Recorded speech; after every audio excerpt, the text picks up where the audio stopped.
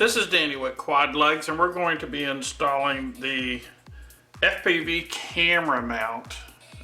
Going through a few options there are on FPV cameras, and how to put the mount on. The mount can be put on this way, and with the screws that we send to mount or to install the side pieces, you'll have a few extras of those, and you can cut them to about, I think it's like 4 millimeters, but you can cut them down and just screw them directly into the camera like these. These holes are given to you, are pre-drilled on the mount, and these screws will screw right into a camera like this and holds it on very good. To adjust it, you just push it back, you'll push a screw through there. If you want it more level, then you just pull it out where you want it, and then you can shoot a screw in. So it's very easily adjustable, and works really good this way. Makes for a good mount like that.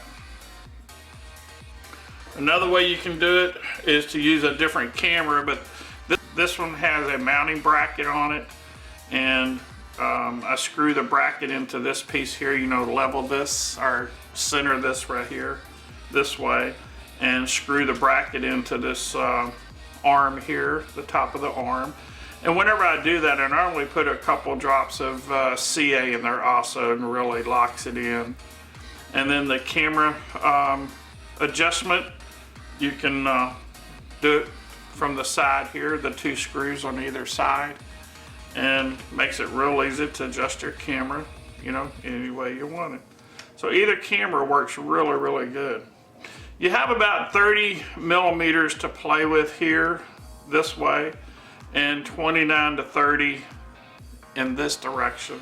So if your cameras are in, if you're using this box camera like this, or a square camera, if you keep those dimensions in there, you're gonna be good. I'm using Fat Shark cameras. These are 700 TVL, and they're 25, I think by 27.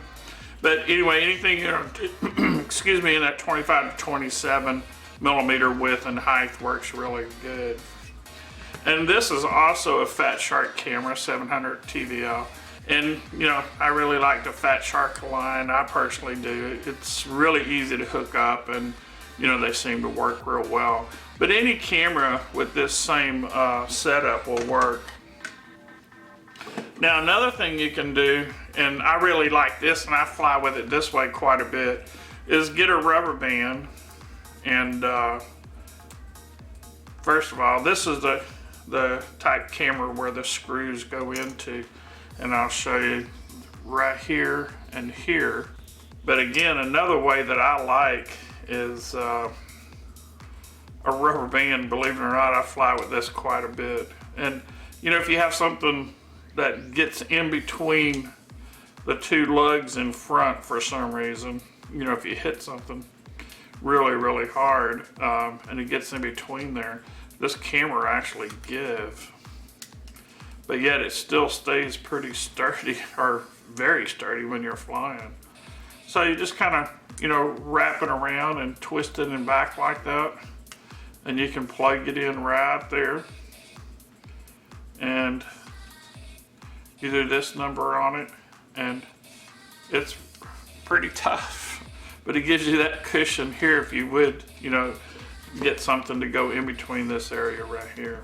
So it's another way of mounting. So you can use this method here to straighten it up, and it stays there really well. So you can use this method. You can absolutely put these 2 screws in rock tight, and you can use the other camera with the mount on it, swivel mount. So it works really good. The other 2 holes here are for a board camera, and we're working out some stuff now to be able to install a board camera in the front. Yet to come though. Now to put this on, if you notice, we have a screw in the front. Let me grab another one here.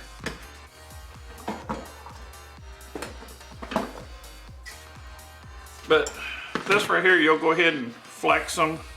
Now you'll notice, like I was saying in earlier videos, you'll see it turn white right there like it's stressed, but I tell you what, it's tough, tough, tough. You can go forever doing this just about, and it doesn't break.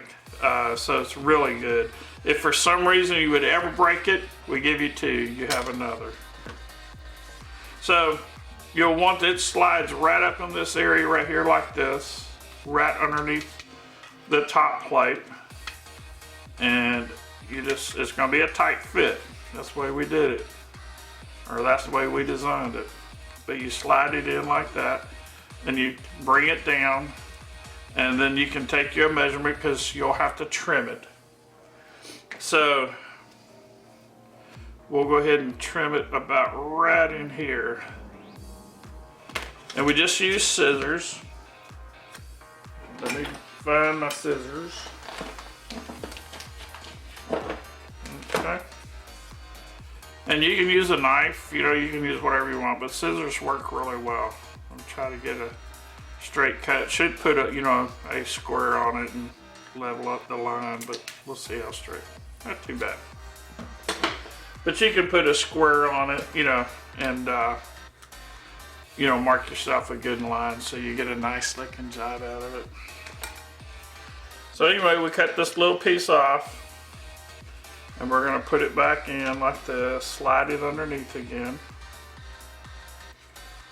and we'll bring it around, and you can see how it came out. Now you can, depending on how much you cut off, you know, you can bring it right to the top of the wood here, or a little bit of a gap, you know, that's gonna be up to you on how you do that. And what we'll do is, you can put a couple screws in here. I'll be real honest with you. One does a real good job. And I usually kind of line it up like this and with these 2 holes like this and put it in the center. And then we're gonna drill an 1/8" hole.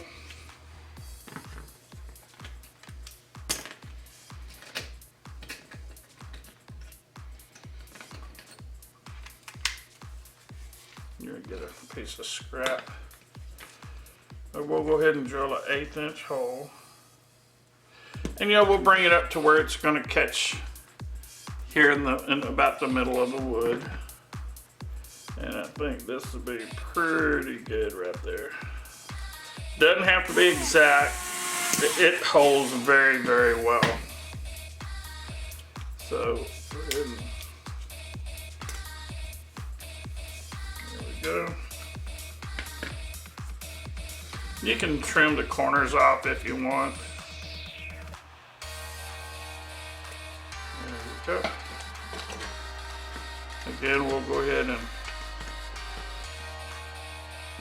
put it in, bring it around, and then we'll get our 1/16" bit. You can see how easy this is. It's no big deal to put these on.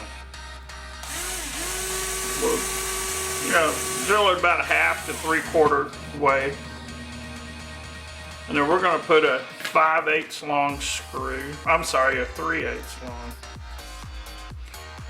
And I'm gonna go ahead and put a washer on that. You really don't need a washer on this, so, you know, if you don't wanna do that part of it, it's fine. Okay, let me get 2 hands.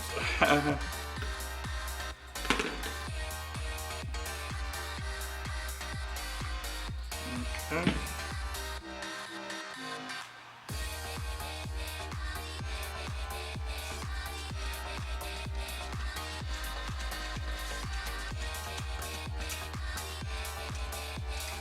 That locks it in.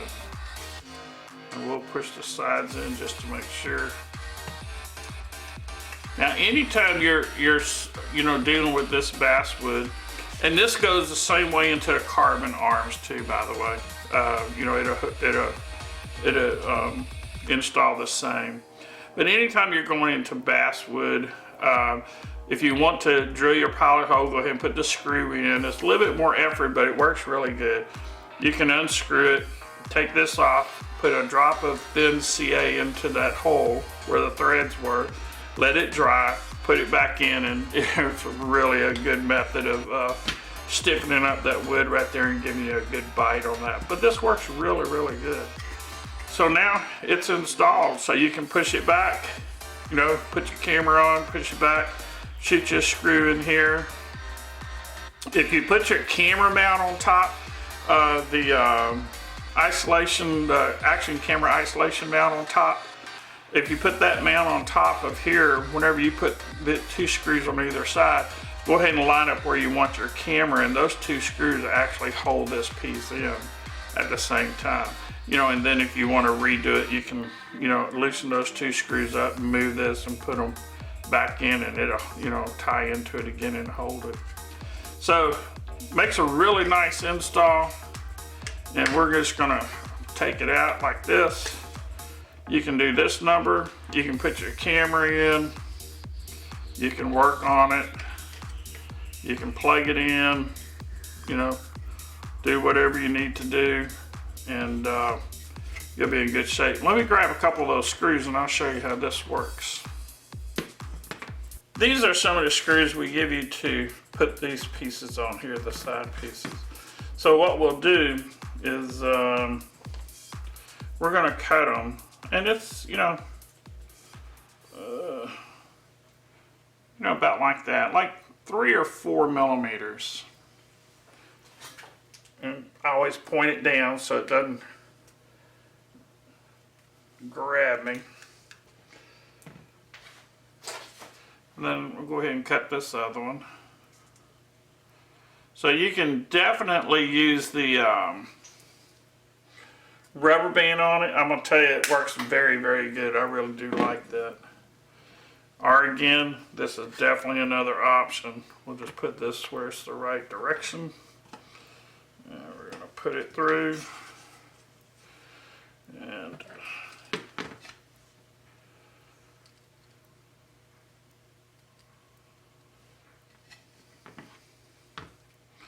nothing special you have to do to the camera. If you cut it short, it won't get into that back screw.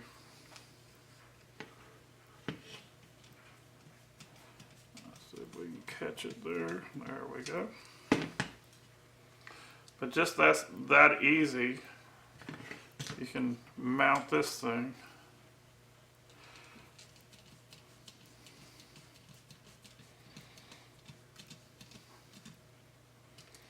There you go. Just that easy. Camera's installed.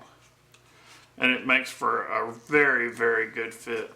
And you see how tough this thing is. I haven't bent all the way forward, no problem.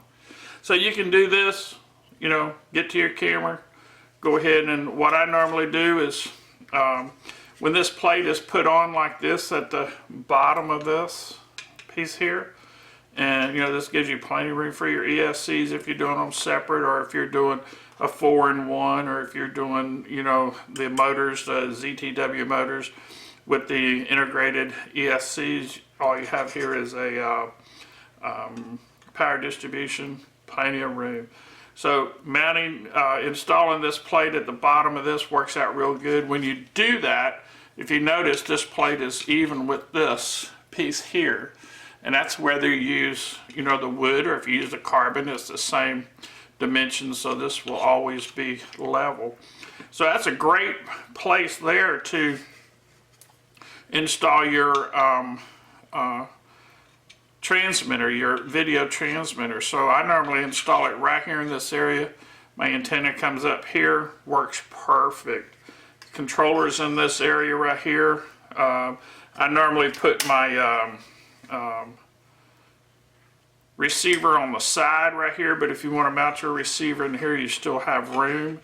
And put your transmitter here, plenty of room to do that. So makes a real nice setup, plenty of room to do it, and makes a good install for the FPV. Now, we give you 4 of these, and if you watched our other videos, you know they fit in like this, and you have mounting points, you know, to put your plug if you want to, or to put your transmitter or whatever you want to mount on here. Another option for this here is that it can be put like this, and it fits right in there like that. Now, with this done this way, you could actually run your plug here for your battery if you wanted to, and you could also lower your antenna out if you want. Also, you could just run your antenna out. You can get an extension for your transmitter and, you know, roll it around in here, drill your hole here, mount the extension here with your antenna coming up, so, you know, no breakage.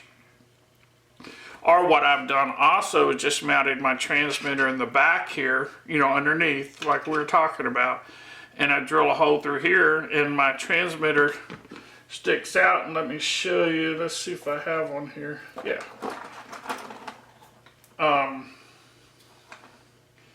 Let me get this. Okay. So you can drill a hole through this where this passes through, and then your antenna goes on, and you know that makes for a real good securing it to help from causing any damage to this also. So that's another option. Let me get this pulled off. Okay, so here's the transmitter. The transmitter can fit just like that, just like that. And you can see the controller can go in this area, your receiver here, or your receiver right there, plenty of room. So you can do this number like that. You can drill a hole in this, and you know, this can pass through like that.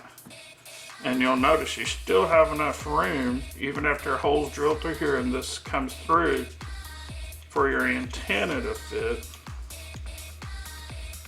And works out really good. So let's go ahead and put the antenna on. You'll see that the antenna fits perfect in there. It makes a really, really good way of mounting this.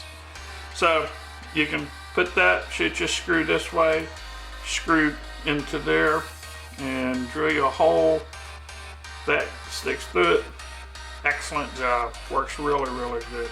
So, you know, quite a few different ways to do it. So, works out real good. And this platform here, the center platform or plate as we call it, you know, being level with this piece here makes it a real good area to, you know, mount any of this stuff. So, makes for a real, real good setup. Really easy to do. So, a lot of options for these pieces, and you can move things around, you know, so you could actually, by putting this like this, is that you can put your battery connector here, your FPV transmitter here, the antenna coming out toward the bottom right here, which it would be anyway, coming out, battery connector, antenna out, and like I was saying, if you put your controller here, your receiver here, you can actually, and we have this coming in another, you know, month or so, we're going to have sides that we'll be selling that you can actually put on here. And this will be totally clean on either side. Everything will be coming out the back. Nothing on the sides. Makes for a very, very nice setup. Right now we're putting things on the sides because it's just real convenient, and you know, it's another way of doing it. So pretty soon we'll have the sides, and you'll have a real super, super clean setup that way.